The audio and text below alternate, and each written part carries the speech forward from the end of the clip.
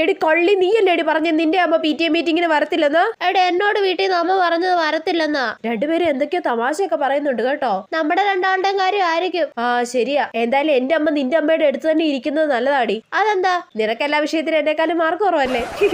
നിനക്ക് മലയാളത്തിൽ എത്രയുണ്ട്? 28. നിനക്കോ? എനിക്ക് 29 ഉണ്ടായിരുന്നു. നിനക്ക് ഇംഗ്ലീഷിൽ എത്ര മാർക്കുണ്ട്? ഇംഗ്ലീഷിന് എനിക്ക് 65 ഉണ്ടായിരുന്നു. നിനക്കോ?